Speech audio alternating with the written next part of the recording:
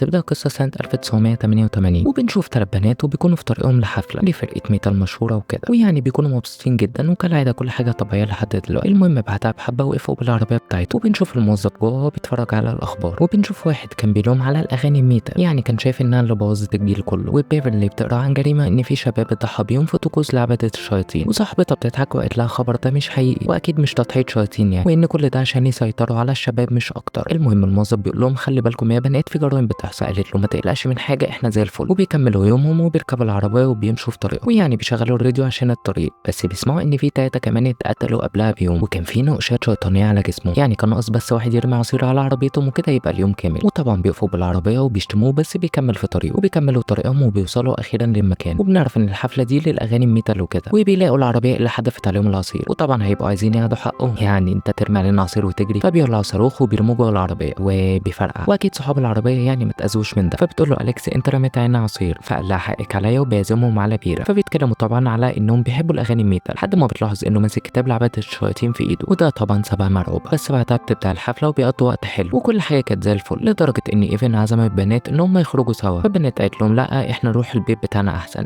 يعني بابا وماما مش في البيت وهنبقى براحتنا، ده حتى جنبينا هنا. ومن غير لحظه تفكير بيقبلوا العرض وراحوا على طول على هناك وانبهروا بالبيت، يعني كان حلو. واليكس خدتهم وبتفرجهم على البيت وكانوا مستغربين من كل حاجه، اللي هو انت يا ابوكي شغال ايه. المهم بيروحوا على الجنينه وبيبان ان كله كان مبسوط، على عكس بيفرلي اللي كانت مش مرتاحه وراحت على البيت عشان تهدي اعصابها، وقالت لاليكس انا عمري ما عملت حاجه زي دي ويعني خايفه. فقالت لا ما تقلقيش احنا بنعمل ده على طول وخليكي جنبي وهتبقي كويس. وطبعا بنفهم كده ان بيفرلي جديده في الشله، فاليكس بتقول لها هي اول مره بس اللي بتبقى صعبه، فطبعا بتخرج بعدها عشان ما تبقاش كئيب. خبطت ماركو وهدومها اتبهدلت، اللي اتاسف لها واداها الجاكيت بتاعه، بس ليه بتلاقي في الجاكيت بتاعه سكينه صغيره، يعني ليه شايل سكينه معاه اصلا؟ بس المبرر كان جاهز انها بتاعت اخوه. فبيفرلي قلقت اكتر هنا وقالت لاليكس انها لقيت سكينه، فقالت لها ما تقلقيش ما اكيد مش هيحطونا على كرسي ويضحوا بينا. وبيرجعوا تاني وبيكملوا سهرتهم وهم مبسوطين وبيبداوا يعني يلعبوا لعبه اسئله، فكل واحد كان بيسال التاني سؤال وكده، وبيبان ان مارك سكر ودايخ وبيتقلب على الارض. واليكس بتقول لهم انا هعترف بحاجه اني حطيت منوم لحد قبل كده. فلما بيسمعوا ده بيضحكوا اللي هو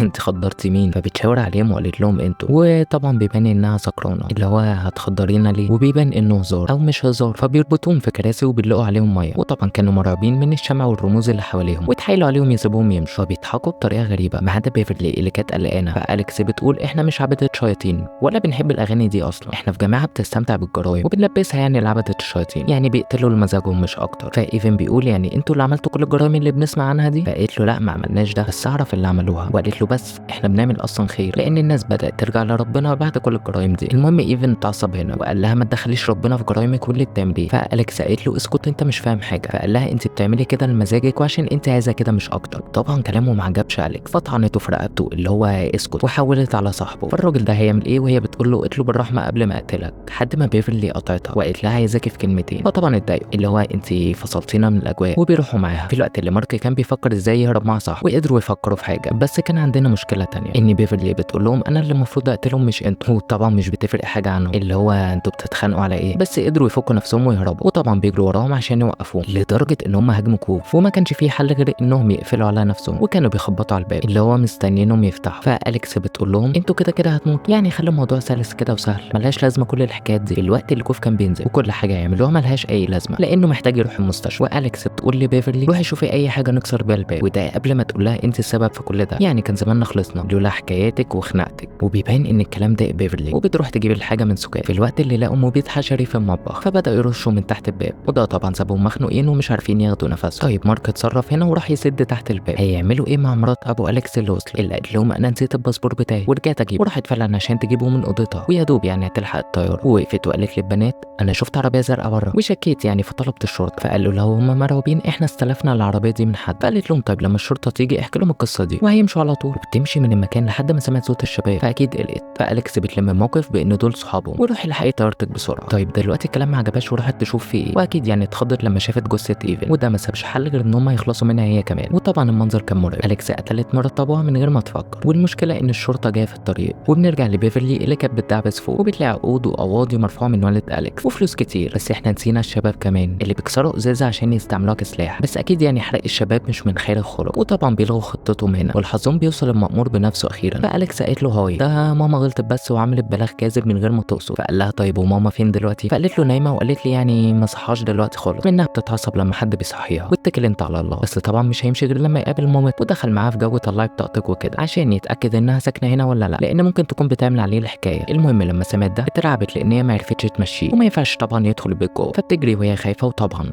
المأمور بيجري وراها وبدا يفتش البيت لحد ما لقى جثتين في الاوضه، وطبعا قعد ينادي على المجرم انه يسلم نفسه، وكان صوته احلى من صوت مدفع الافطار بالنسبه للشباب اللي حكوا له القصه ان البنات هم اللي عاملين النوش ده، بس طبعا ما صدقش وقبض عليهم. وطبعا فرصه هي ما كانش عندها اي استعداد تضيعها لانه شاف كل حاجه. طب ورد فعل اليكس ان كده الموضوع بيكبر، فقالت لها هاتي السلاح، فقالت لها لا، وبيتخانقوا مع بعض. المهم التالتة كانت لسه راجعه وقالت لهم احنا لازم نوقف كل ده، فاليكس قالت لها احنا بنعمل خير هنا، بس بيفرلي كانت بتفكر اللي هو انت بتقولي ايه، وبنعرف ان والد اليكس هو زعيم الطائفه وبيضحك على الشباب عشان يلم تبرعات وبيشتري بيها بيوت وعربيات وبيصرف على نفسه، يعني بيلم فلوس باسم الدين. وطبعا البنات اختلفوا هنا، وطبعا كده بيفرلي هتتهاجم يعني عشان تحصل الباقيين، بس طبعا بيفرلي هتدافع عن نفسها باي طريقه لان هي فاهمه نيته. وطبعا الشباب هيخرجوا في وسط كل النوش ده وبيهاجموا بيفرلي، الا قالت لهم انا معاكم مش معاهم، والبنات دول مضحوك عليهم ومظلومين، والراجل ده كان بينزف ولو ما راحش المستشفى في اسرع وقت هيموت. فقالت له مفتاح العربيه مع اليكس، وطبعا ده خلى اليكس هي الهدف بتاعها، يعني عشان الراجل ده يروح المستشفى. والنور بيقطع فبتاخد الغلبان ده المكان وبتديله سلاح وبتقول له خليك هنا وهنروح نقتلهم بسرعه ونرجع. طيب كوف دلوقتي بياخد باله من نور عربيه بره، وكده في حد تاني جه وجري على العربيه بره عشان يعني يستنجد بيه، وبيقابله وبنعرف ان والد اليكس، فطبعا كان ليه نظره وعرف ان كل كلامهم عنه كده، فقال له هات السلاح وخد الموبايل واتصل بالشرطه بسرعه. فطبعا الراجل محترم وكلامه محترم، فاداله السلاح وضربه بالنار. المهم بيدخل بعدها على البيت ولقى جثث في البيت، بس ما كانش متضايق من ده في الوقت اللي بيفرلي كانت لسه في حوار الكهرباء اللي قطع، بس صاحبتها كانت شايفه ان كتر الجثث خير، وطبعا بيشتبكوا مع بعض هنا في الوقت اللي بيفرلي كانت بتقنعها انها مضحوك عليها، بس طبعا كانت شايفه انها خاينه. وهنسيب خناقتهم دلوقتي وهنروح لمارك اللي كان في اوضه اليكس، واخيرا لقى المفاتيح وما لحقش يمشي قبل ما يدخل خناقه هو كمان، وكده يبقى معانا خناقتين. طيب بيفرلي دلوقتي بتموت وخلاص مفيش مخرج، واكيد يعني مش هتولع في شعرها عشان تقوم من عليها، بس بنتاكد هنا ان كل همها تولع النور. المهم بتكمل تمشيه ولقيت كوف بيموت، فقلق انقذي ماركو ده قبل ما يموت على طول. وبنرجع لمارك اللي كان بيخنق اليكس، بس جون بيضربه بالنار عشان يسمع بنته كلمتين ان هي ما عرفتش تهندل الموضوع، بس اليكس قالت له يا بابا بيفرلي هي السبب، فقال لها مش انت اللي دخلتيها شلتكم وقلتي لي هي جاهزه يا بابا. فطبعا لما سمعت ده كان نفسها تقول له ما حصلش، بس قالت له طيب انا هتصرف. فبابا قال لها احنا لازم نضحي بحاجه قصاد حاجه، وطبعا ما فهمتش كلام، فقال لها انا اشتريت البيت ده عشان نعمل فيه الجرايم ومحدش يعرف حاجه عنها، وما كملش كلامه وبدا يخنقها. وبيفرلي بعد ما اخيرا نورت النور هجمته، وطبعا اليكس فرحت ان صاحبتها جت ولحقتها، فقالت لها انا طلعت ضحيه فعلا زي ما انت قلتي، بس بيفرلي كانت عارفه انها كدابه، فبتهاجمها بعدها والحظها بتتكعبل في ايد جثه وبتقع من الشباك وبتروح على مارك، والغريب انه كان لسه عايش، وبتاخده وبتمشي من المكان عشان يروحوا على العربيه، وبنشوف جثه اليكس اللي كانت واقعه بره. فمارك بيقول لها انا مش هكمل معاك عشان بالمنظر ده انا 5 وهموت، بس بيفرلي قالت له ما تقلقش هتبقى كويس. وبيكملوا في طريقه لحد ما بيلاقوا اليكس واقفه في نص الطريق، وبيبان ان هي ما كانتش خايفه، يعني في حاجه غلط بتحصل، بس ده ستها. وبنروح على تاني يوم وبنشوف طبعا الاخبار على التلفزيون، وبنشوف والد اليكس اللي ما كانش متحمل فراق بنته وان هي كانت في طائفه لعبده الشياطين، وضحكوا عليها وخلوها تعمل كل الجرايم دي، وكان متضايق ان شباب زي الورد بيموت بالطريقه دي، ورجع قال قربوا من ربنا وابعدوا عن كل النوش ده. في الوقت اللي بيفرلي كانت بتشتري اسعافات اوليه، وقالت للراجل ما تصدقش الراجل ده كداب ومفيش حاجه بيقولها حقيقه. وبنرجع للعربيه وبتدي المارك الاسعافات الاوليه، نسينا خدت الفلوس برده من فوق، وبيكملوا طريقهم وخلاص على كده بس، وبيخلص الفيلم على كده. ولو الفيديو عجبك اعمل اشتراك في القناه.